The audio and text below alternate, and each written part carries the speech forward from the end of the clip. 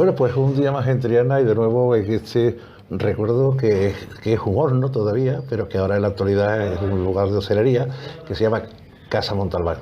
Don Ricardo, buenos días. Buenos días, don Carlos, ¿qué tal? Pues un saludo muy cordial y sobre todo nuevos personajes. Hoy, ¿quién nos trae? Hombre, hoy estamos con una gran amiga, ella se llama Paca Rimbao, de la tierra de las Habicas, de Granada. Y Hombre, y del Sacromonte y del Carmen, ¿no? Bueno, las cosas, ¿no? De Granada, si nos ponemos a hablar de Granada, es que hacemos todo el programa hablando de la belleza que tiene Granada, ¿no? Y responsable, de una forma u otra, de la programación del festival, un festival muy bonito que tiene Luxemburgo, de la Fundación Machado, Antonio Machado, la fundación esta de Antonio Machado, y nosotros hemos estado ya varias veces allí, ¿no?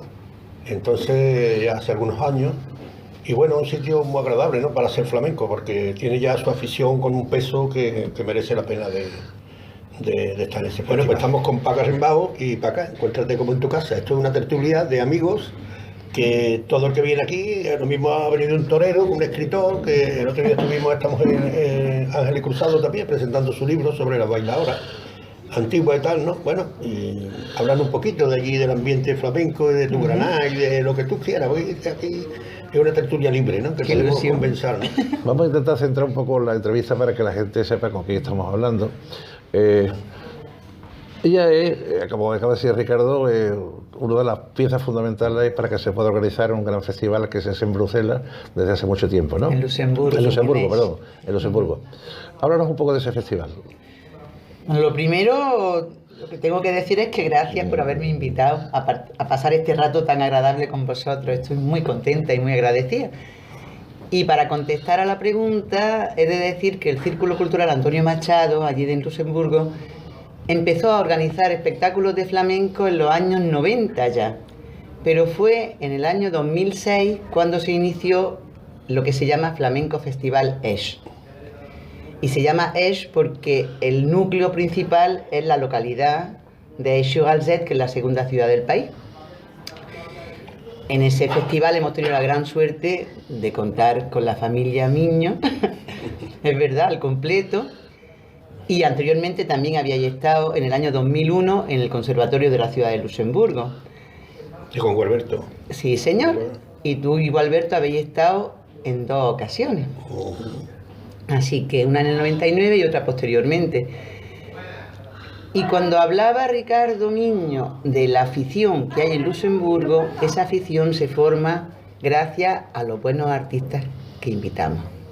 Esa es la mejor manera de garantizar que la afición se forme y se forme con una base que luego permita también una evolución no solamente en la capacidad del disfrute del flamenco, sino en la capacidad de aceptación de las nuevas tendencias que van surgiendo.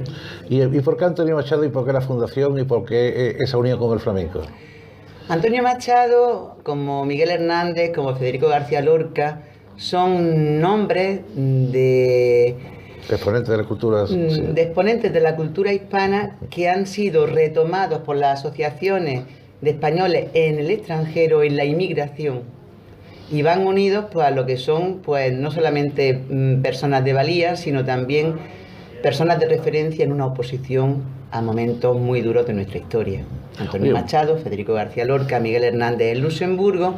Esta asociación se creó en el año 76 y desde los años 90, como decía, viene programando flamenco, que no es su única actividad, pero sí es una de mayor relevancia. Y como tenía tanta relevancia, en el 2006, junto con el Centro Cultural Kulturfabrik, decidimos lanzar lo que luego acabó siendo un festival en todas las reglas. Pues abriendo un poco la tertulia, también preguntarle a Ricardo, que fue uno de los que tuvo la suerte de ser reclamado para estar en ese festival, como tú decías, con Luis. ¿Qué recuerdo tiene de aquel momento, Ricardo? Bueno, muy bonito, muy interesante, porque también afuera de España se sabe de flamenco, ¿no? El flamenco es para el mundo ya. Bueno, siempre ha sido, ¿no? Porque ya a principios de siglo ya los flamencos se montaban en un barco para llegar a los Estados Unidos y se llevaban mes y medio en el barco montado, ¿no? Yo creo que ahí se ensayaban las compañías, mes y medio en un barco, imagínate. Y bueno, como muchos sitios, estamos allí, y bueno, y tengo muy buenos recuerdos también de Jesús Iglesia, ¿no? Que es un componente también muy interesante del festival, ¿no? Y se ve que hay una cierta afición allí porque hay comunicación con la gente de ese país, ¿no? O sea, que ellos montan también, aparte del festival, también como especie de un tipo bar, ¿no? Sí. Y ahí se toma la gente su copita antes de entrar en el festival y es muy agradable, está bien. Y luego recuerdo de haber trabajado allí también, era una cosa que era un matadero, ¿no? Sí, la Kulturfabrik fue matadero hasta principios de los años 80 y luego se reconvirtió, como ahora está muy de moda y además me parece una idea estupenda, ¿no? La de reconvertir espacios que fueron en su día, pues en este caso matadero, otras veces han sido fábricas de otra cosa, reconvertirla en centros culturales. Sí. Y recuerdo de eso, sobre Jesús Iglesia, recuerdo una cosa muy simpática que me dijo, dice, en vez de quedarte en un hotel, quédate en mi casa, ¿no? Y recuerdo de que estuvimos trabajando y cuando volví a su casa, estuvimos allí comiendo tranquilamente con su mujer, sus hijos y tal, ¿no? Venga aquí, que es muy tarde ya y que mañana se tiene que ir para España, ¿no? Y me acosté en una habitación que me tenía allí preparada y tal, y nos llevamos toda la noche hablando de flamenco. No pude coger sueño, pero por la mañana cogí la maleta y salí huyendo para el aeropuerto. Pero hablando de flamenco, hablando de lo que a él le gustaba, que era Cobo Cobito, este de Granada, que era muy famoso también, el que cantaba los fandangos de Granada, este cantador, bueno, una gama de cantadores. Y bueno, pero es que a mí me gusta mucho porque esta letra, porque lo otro, mira, toda la noche, pum, pum, pum, pum, pum, pum, y no nos despegamos del flamenco, o sea que eso quiere decir que hay afición. Ya lo creo. Venga, estáis hablando de una fundación, de una asociación, ¿cómo funciona ahí a nivel cultural y cómo podéis ver a estos artistas? Pues a veces con fatiga. Todo es difícil hacerlo, sí, sabemos que todo es... Pero con tantas fatigas como con Ilusión. tanto entusiasmo y con tanta ilusión. Así que lo hacemos colaborando con, en este caso, por ejemplo, si es el festival con la Kulturfabrik y con el Teatro de Esch. Recibimos apoyo desde hace unos años del Instituto Andaluz del Flamenco. De Sevilla. De Sevilla, digamos, en la medida en la que esas ayudas pues se realizan y sobre todo lo que tiene una asociación como la nuestra es que trabajamos de manera profesional al mismo tiempo que somos voluntarios. Es decir, nosotros somos realmente una organización que trabaja, nunca mejor dicho, por amor al arte. Sí, sí, es sin ánimo de lucro, con un apoyo exterior Así puntual, que ¿no? eso, unido también a la buena voluntad de los artistas, porque, como decimos muchas veces, el nivel de nuestro presupuesto es inversamente proporcional al nivel de la calidad De la gente que lleváis. de los artistas que vienen, sin duda. Oye, resulta de que prácticamente, pasando los Pirineos, lo que es Rolerroy, Mont-de-Marsan, Toulouse, Arles, Marsella, son el recipiente del toro, es decir, se han convertido en los auténticos ermitas o digamos lugares donde se defiende el tema taurino, y sin embargo también está creciendo el flamenco de los Pirineos para arriba, ¿no? Pues claro, es que el flamenco está poniendo semillas ya en todos los sitios del mundo, como te he dicho antes, ¿no?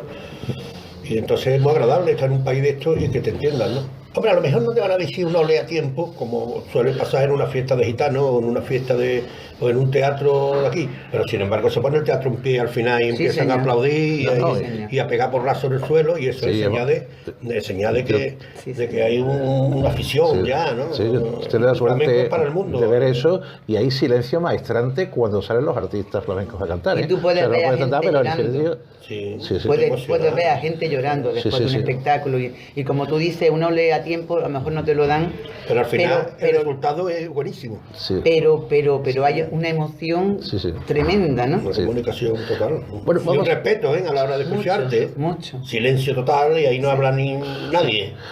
Venga, vamos a hablar un poco de ti. ¿Cómo llegas tú a esta asociación? Llegué a Luxemburgo en noviembre del año 85. Esta asociación ya existía, como he dicho antes, desde el año 76.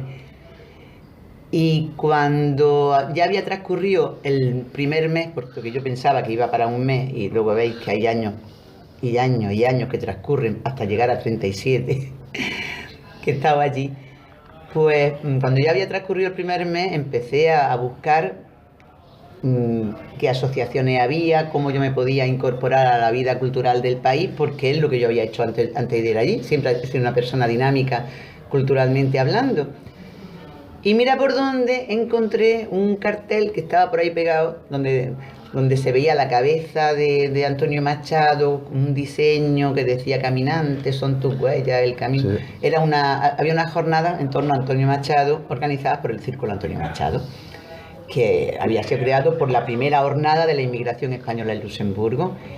Y me quedé con la dirección y ahí que fui. Y poco después ya pues estaba formando parte de la junta de la asociación, y a partir de ahí ya pues claro, siempre he sido activa. Como el flamenco me interesa mucho y en la asociación hay otras personas que también se interesan por él. Dime nombres de gente, a ver si yo recuerdo, de la gente está Betegón también, ¿no? Miguel Betegón, está Juan Martín, está Victoria Villalba. Y una chica que era de aquí de Sevilla, ¿no? Alta. Concha Fernández de la Puente, ella se fue a vivir a Bruselas. Bien. Escuchará este programa, así que un abrazo muy grande. Un abrazo muy grande a todos, que lo recuerdo con mucho cariño. Y está Ángela Aguilar, está Edela Álvarez, que esa no la conoces tanto porque ha sido la última incorporación. Lo que pasa es que la criatura entró en el 2019 y en el 2020 tuvimos un regalo, ¿verdad? Así que impidió muchas actividades. Pero Edel está siendo un punto también importante de la asociación, porque de la asociación y de la organización del flamenco, porque también está Mario Velázquez, también. ¿Tuvieron ustedes 2 años sin programar nada, claro? ¿1 año o 2? Pues 1 año y medio, porque la 15ª edición del festival correspondía al año 2020 y nos quedamos con el cartel hecho. Pero claro, no se pudo hacer nada. Y luego en el año 2021 logramos hacer un mini festival que por lo menos resolvió las ganas nuestras de presentar algo y las del público, porque esa es otra. La gente nos mandaba mensajes y nos reclamaba: ¿y qué pasa con el flamenco? Ahí te das cuenta también del arraigo que va produciéndose en un lugar con respecto a una música. Así que en el 21 programamos un mini festival de una gran calidad, pero más pequeñito que los habituales. Y este año 2022, como era Capital Europea de la Cultura, no hemos tenido un festival al uso, sino que hemos tenido 3 actividades de tipo flamenco, pero diferentes de las que habitualmente programamos, porque había que seguir también una línea ideológica o de concepto que proponía la dirección de Capital Europea de la Cultura. Estaba diciendo que la Fundación Antonio Machado, la Sociedad Antonio Machado, tiene diversas ramas, es decir, supongo que tendrá exposiciones, tendrá seguramente actos de la poesía dedicada cultural, ¿no? ¿Sí? Libros, presentaciones, vinculados o no vinculados con los autores o con el flamenco, ¿no? Tenemos un certamen de literatura infantil y juvenil, un ciclo de documentales excelente, un ciclo de cortos, con un certamen también con unos resultados excelentes que realizamos en colaboración con el Cine Utopía y con la Cinemateca de Luxemburgo, la Filmoteca. Tenemos todo un programa de conferencias muy interesante. Tenemos conciertos de otra índole, no solamente, claro, flamenco. Organizamos tertulias, tenemos un club de lectura, y luego, claro, la biblioteca también es uno de los puntos de referencia de la asociación. Es decir, que es muy amplia yo objetivo. Me gustaría comunicarte de una forma u otra que sería muy interesante de que hubiera como una unión, ¿no?, entre la asociación vuestra y el Ateneo de Triana. Claro, porque sería muy interesante, porque tenemos un Ateneo que se está empezando ahora a a constituir, bueno, ya está. Tiene 370 socios, ¿no? Lo hicimos en el Río. Y donde hay una cátedra de guitarra, una cátedra de... Sí, hay de baile, hay cátedra de Derecho, hay cátedra de Arquitectura, y después están las cátedras no académicas, porque los artistas llegan al culmen de la excelencia y no reconoce la universidad. Lo mismo que hay joyeros, lo mismo que hay forjadores, lo mismo que hay cereros, vestidores. Toda esta gente que contiene el arte de Triana tiene que estar vinculada a una cátedra, porque a fin de cuentas es dar lecciones al mundo con su forma de trabajar, ¿no? Claro. Entonces eso hemos considerado que era importante, de que Triana tuviese su propio Ateneo. De hecho, te invitaremos un día, porque Ricardo, si Dios quiere, sobre el mes de noviembre, por recibir a la cátedra, Pepa va a recibirla también, la de flamenco, y su hijo la de piano, porque los tres son artistas inconmensurables, cada uno en su valía y en su forma de actuar.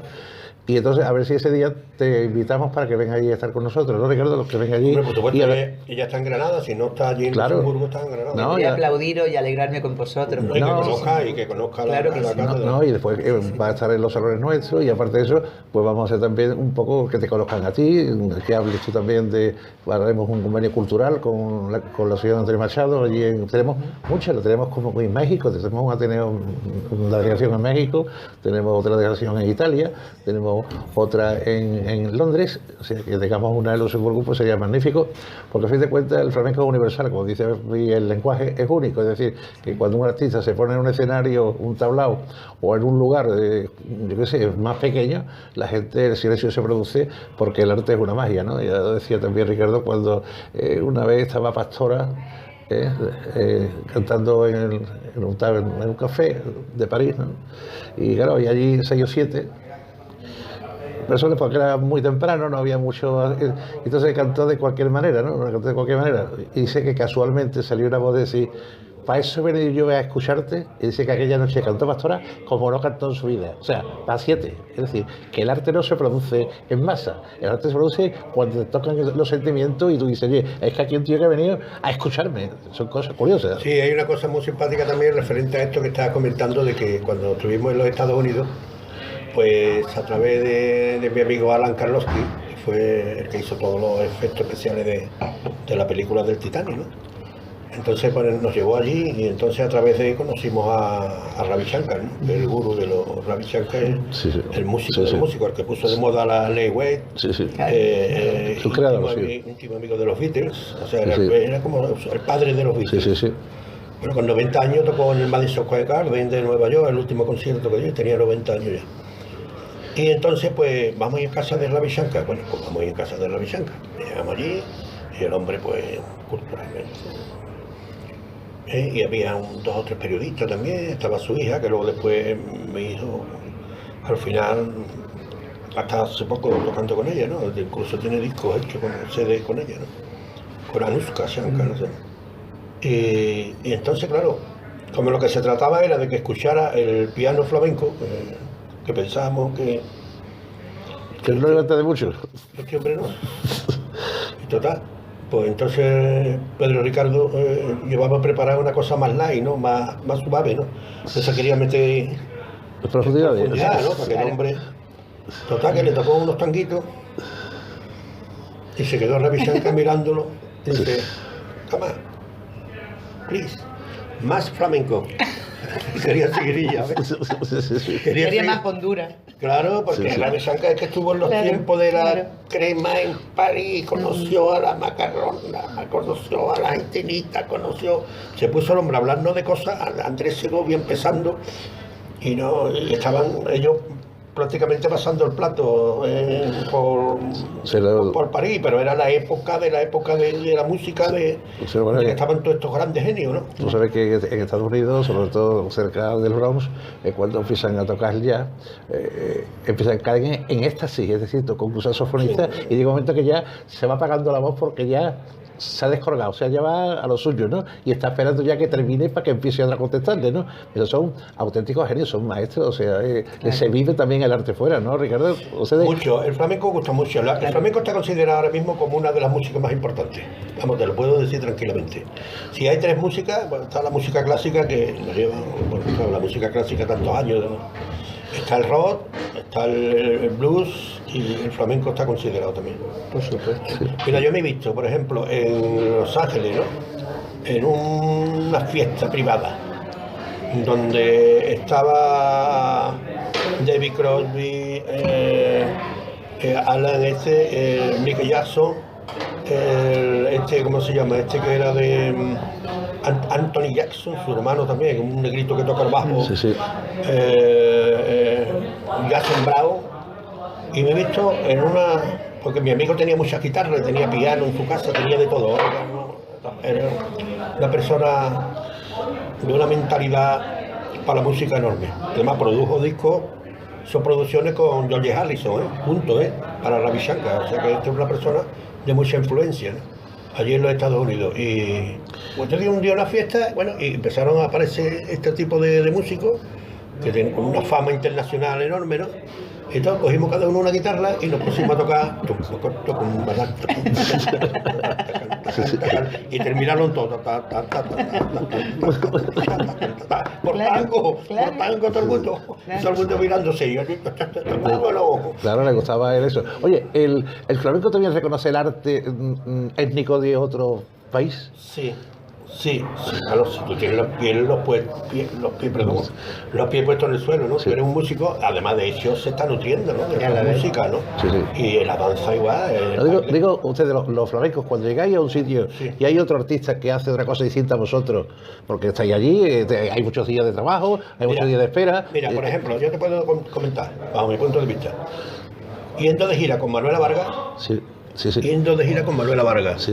en Francia. De guitarrista venía Paco de Lucía, Pedrito Sevilla y yo. Y entonces vimos un día un cartel anunciado que habían anunciado allí en París a un guitarrista que era Larry Renaud, un guitarrista americano buenísimo, que tocaba, hacía fusión, ¿no? Sí. Y coger, irnos al hotel donde estaba Larry Renaud y esperar nosotros en la puerta de Larry Renaud y decirle, mira que somos españoles y tal, y que queremos escucharte. Ah, españoles, estamos en tal teatro, sí, ven, vámonos. Y lo cogí, y luego después del concierto, cogerlo y meterlo en el camerino con él y venga, saca la guitarra otra vez. Le dije, no, toma, mira, todo esto es lo que tú haces, pues esto es lo que hago yo. Sí. Y había una comunicación entre músicos que no lo conocíamos a ese hombre de nada. O sea, Sí. El lenguaje de la música. el interés que pone uno en conocer otras cosas nuevas, porque eso te va refrescando la mente, Sí. te va... Y yo tengo el recuerdo, por ejemplo, de algunas veces cuando han venido, en particular guitarristas, a nuestro festival. Claro, ahí en la Kulturfabrik gran parte de los técnicos son también músicos. No ocurre siempre, pero en este caso es a la suerte que tenemos, porque tienen una sensibilidad añadida a la que tiene que tener cualquier técnico de sonorización. ¿Y cuántas veces nos ha pasado que después del concierto, o después de la actuación, o al día siguiente, a lo mejor el técnico estaba en el estudio ensayando o tocando su guitarra y el otro ha dicho, anda, escucha? Entonces han acabado pues uno con la acústica, el otro con la eléctrica. Sí. Y se han tirado un ratazo tocando y divirtiéndose. Eso yo lo he visto más de una vez y más de dos, ese interés por lo que hace el otro. ¿Por qué no habla tú? Estás diciendo de que en esa última sesión de festival que va a haber, que te han pedido que hiciese un poco un cambio, ¿no? Que trajes otro tipo de artistas, ¿no? ¿A quién va a llevar este año? Este año, en el año 22, hemos tenido 3 espectáculos que han sido también acompañados de películas, de talleres. Y ha venido el Rocío Márquez con Los Volubles, Raúl Cantizano, o sea, Zona Cordonada, Flamenco is not a crime y La Costilla de Rocío. Eso ha sido uno de los paquetes de la actividad de este año. Otro ha sido Pensador, con Fernando López Rodríguez, en torno a toda la interrogación del flamenco, queer y el género en el flamenco, los roles femenino y masculino en el flamenco. Y otro ha sido la Compañía de Flamenco Inclusivo de José Galán, con el espectáculo Gozo y Llanto, que eso se ha hecho en el... con la rueda, con las sillas de ruedas. Sí, ese con la silla de ruedas es cuerpos, sí, no, pero ese con la silla de ruedas Sí. es cuerpos posibles de sueños reales. Sí, sí. En este lo que prima es la incorporación al flamenco Sí. de personas con discapacidad auditiva, con discapacidad visual, aunque también se juega con la silla de ruedas, por supuesto, ¿eh? Oye, te llamaremos porque yo dije que cuando se hiciera el Ateneo de Triana, el Ateneo de Triana no se había hecho exclusivamente para Triana. Triana ya tiene una población muy pequeña, la gente muy mayor, la gente que le gustaba casi todas estas cosas, pues por consunción se han ido desapareciendo y queda una cosa de 100, 150 personas que son las personas que le gustan las cosas a Triana, ¿no? Entonces yo dije que el Ateneo de Triana hay que tener una visión distinta, que era ir a los pueblos y aprender de ellos. Es decir, tú llegas como un presidente de Ateneo de Triana en cualquier pueblo y eres un senador de Roma. O sea, aquí prácticamente, aquí está acostumbrado a tomar café con Emilio Muñoz en la esquina, con un torero, con el Pío que para descanse, era gente que tienen los artistas tan cerca que no le daban importancia absolutamente nada. Cuando tú traspasas la frontera, mientras más lejos esté, más quieren a ese artista, porque se sientan con ella, porque te tocan, ¿no? Entonces, hemos hecho un acuerdo con el Ateneo, bueno, tenemos 15 ayuntamientos con los que hemos hecho convenio colectivo, en este caso cultural, y entonces nos llevamos todos nuestros ponentes, los llevamos a los pueblos para que den ahí sus conferencias a través de sus ateneos. Hay un Ateneo en Triana que es magnífico, el alcalde José Benito Barroso, que es un tío extraordinario, Pepe Martínez, su consejero de Cultura, y quiero ir con Ricardo, y a lo mejor te llamamos a ti, porque tienen el museo de la cultura más importante del flamenco que hay ahora mismo en España. Os podéis sorprender. Es una casa palacio donada por una persona que tenía mucho dinero y que bueno, quiso que eso fuese para el flamenco. Y entonces tú puedes tocar lo que tú quieres. Dices, quiero ver la Debla. Pues todos los que quieran cantar la Debla. ¿Quién son los escritores? ¿Quién son los poetas? ¿De quién son las cantiñas? ¿De quién son las boreas? ¿De quién son las cantetrillas? Una cosa parecida a lo que hay en Jerez, ¿no? Esto es mucho más aparente porque entramos como si fuera una mesa y la mesa está en el suelo y entonces tú tocas, ¿no? Y entonces sale una proyección por ahí y yo que quiero coger, además no hace falta que lo escuches entero, sino que, oye, vamos a hablar, yo qué sé, de Pinini, ¿no? De allí de Lebrija, ¿no? Y entonces es importantísimo, además tiene un museo también de casi todos los artistas que han dejado pues la huella. Yo quiero dejar mi traje de flamenco, yo quiero dejar mis botas porque era bailado, yo quiero dejar mi guitarra porque era guitarrista. Pues podemos llevar. Sí, entonces, Qué bonito. Entonces no te puedo imaginar, a través también del Ateneo de Lebrija, la importancia que tiene esto, porque es precioso, porque un pueblo entero te llena un local de 300, 400 personas. Entonces, tiene mucho más sabor eso, por la importancia que le dan al artista, a la persona que viene, la persona que explica, que se quedan con la boca abierta. Es decir, ¿Y eso dónde está? Eso está en la misma Lebrija, en una de las calles que hay, de la Arquería, y ya iremos nosotros antes para que tú lo veas y escuchar un día allí y comeremos y ahí después nos vamos a la bodega que se llama El Chocaso, que ponen vino, que tiene ya el patrimonio, es una manzanilla, como un fino, amanzanillado, que está más suave y está exquisito. Entonces, chicharrones y cosas de eso. O sea, dime. Te voy a contar algo que me pasó la última vez en Lebrija. Resulta de que, por la pandemia, yo estaba haciendo un circuito dedicado a Manolo Sanlúcar, pobre. Sí. Entonces, bueno, pues entró la pandemia y yo tenía que tocar en Mairena y en varios sitios más, ¿no? En Lebrija también. Y me dice el director dice, mira que un día antes, ¿no? Dice, mira que lo de Mairena se ha suspendido con la pandemia. Digo, esto va a durar, eran 4 o 5 cosas, digo, esto va a durar un año. Digo, y bueno, ¿tú qué piensas? Digo, yo quiero quitarme esto de en medio ya. Con la pandemia yo sabía más o menos lo que... Dice, ¿tú quieres tocar mañana? Digo, pero claro. Vente a Lebrija.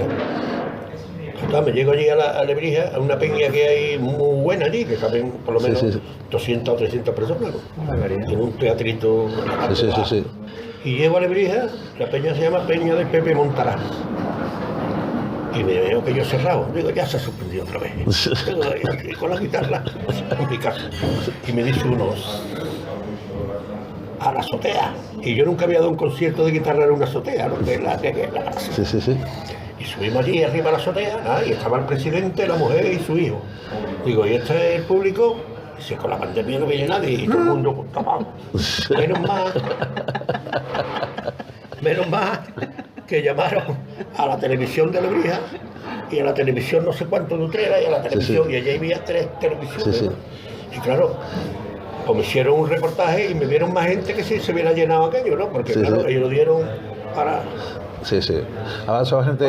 Para todo, para Lebrija, para Utrera, para yo qué sé, para 2 hermanas. Yo estaba 2 hermanas y me estaba viendo tocando en la azotea. Sí. Es muy interesante lo que hacen allí y vamos a verlo porque se queda uno sorprendido. Es que cuando tiene la gente estas cosas tan importantes en un pueblo, pues tampoco la gente del pueblo le dan importancia, le dan también más importancia a los que venimos allí, que digo, pero si esto no lo tiene Sevilla, si eso lo puede tener París, o lo puede tener Londres, o lo puede tener alguna ciudad universal, porque es que eso no es normal lo que hay allí. Porque en casa del herrero, como se suele decir, cuchara de palo, pero es que además si aquí en España, en concreto en Andalucía, el flamenco recibiera el trato que merece, se conocería más de lo que se conoce. Por supuesto. Se conoce bastante, pero bastante menos de lo que debería. Se tiene aquí. Pero mira, tanto 2 amigos suyos, Kurt, que es el director artístico el director comercial también del Museo del Flamenco, Cristina Hoyo, como Salvador, ¿verdad? Que es el que tiene el patio, el Palacio Andaluz del Flamenco y en la Expo que tiene eso. Entonces él siempre me dice, qué pena, o sea, porque todos los años hacemos nosotros un acto allí, porque es un sitio de 800 localidades, es el único sitio donde puede ir la gente allí, ¿no? Entonces, dice, me alegra que vengáis aquí porque los sevillanos conozcáis lo que hacemos aquí, porque tengo un espectáculo de 30 y tantas personas extraordinario diariamente, pero para el público que viene una vez y se va, el público sevillano no se acerca. Es curioso, ¿no? Porque ha cambiado mucho. Mira, yo recuerdo que vamos a ver, en el año 67, creo que era 67, sí. Se inauguró en Sevilla el tablao flamenco de los Hayos. Sí. Y entonces en el tablao flamenco no estaba el turismo como hoy en día, porque afortunadamente los tablaos se mantienen del turismo. Si no fuera por el turismo, no se podrían mantener, porque el público de Sevilla no va a los tablaos. Sí, estaba hablando de la presencia de sevillano en los actos. Entonces, en aquella época había un cuadro flamenco, que fíjate el cuadro flamenco quién era, Manuela Carrasco, Pepa Monte, Ana Marihueno, por decirte Ailita Vargas, por decirte algunas, ¿no? 2 guitarristas, 2 cantadores, pero aparte de eso, el tablao contrataba atracciones, ¿no? Atracciones me refería un mes la paquera de Jerez. Bueno, que yo lo inauguró Antonio Mairena con el Huito, ¿no? Estamos hablando de... Y entonces lo típico era, porque en Sevilla hay gente que pueden permitirse el lujo de gastarse dinero en una copa para ver un buen flamenco, ¿no?